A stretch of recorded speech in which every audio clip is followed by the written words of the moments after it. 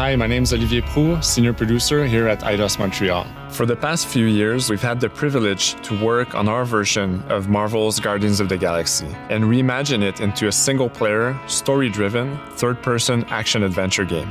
It's our own fresh take on the Guardians, and something that's really unique to our game is that you get to be Peter Quill. As Star-Lord, you're constantly in the middle of the action as you try to lead this band of misfits. But today, I'm really excited to have all of you join us on this journey, and you'll hear more about the game from our team behind this project. Right, let's do this. I've always loved Marvel's cosmic characters. Growing up as a kid, I read them, enjoyed them, loved them. I had the opportunity to write for Marvel on some of their cosmic titles. I went back with the help of Bill Roseman, the editor, and kind of cherry-picked characters from Marvel's past. The opportunity here was to build a team, but to make it all underdogs, so that the reader would think, oh my gosh, how is this team going to survive? And that became the Guardians of the Galaxy comic, which we loved working on. I remember the first time that the Marvel crew came to Montreal, we were showing them the design of the characters, how they would look, and they stayed silent. I don't know if it's a minute, but in my head, it was a minute. I was like, oh my God, like they hate it. We realized how much that Marvel and Eidos Montréal share and have in common, and that we knew the Guardians were in perfect hands. Looking at the samples that Eidos were kind enough to show me, I think he's fantastic and absolutely in the spirit of what these characters are.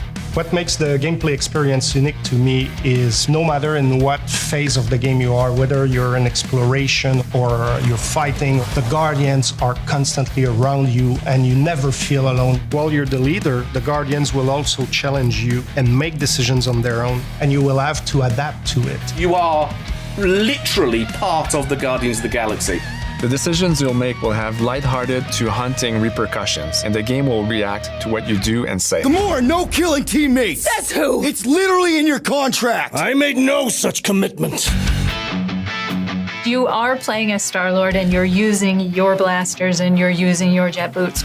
Star-Lord is really empowering. He's very agile on the battlefield. He can slide and over with his jet boots. Of course, he has his elemental blasters that have different powers as well. And on top of all of this, he can use the unique abilities of his Guardians. We're not pirates. We're legally incorporated heroes for hire. Gardeners of the Galaxy? What? No! The story is about a group of misfits, the Guardians. In our world, they've been together for less than a year. They create something on a small scale that looks insignificant. And as they progress through the story, they discover that they created something really big that threatens the galaxy. There are a lot of very interesting villains in the Marvel franchise. And when you're starting to work on a story like this, you get to get your pick of which ones will make the best for this story. That gives us the opportunity to bring in some that are well known, but some that are also not all that well known. What Eidos is getting so right about them is capturing what it's like to be a misfit family. They're also bringing an amazing imagination to it. You're going to see planets and characters that are going to blow your mind. Interpreting it in its own way, I think, makes it feel incredibly fresh and exciting. It's not a matter of trying to replicate the comic or trying to replicate the film. It's trying to take the medium you're working in and make the best version of Guardians out of that. They made it fun. They made it rock and roll. They delivered everything you would want in a Guardians game.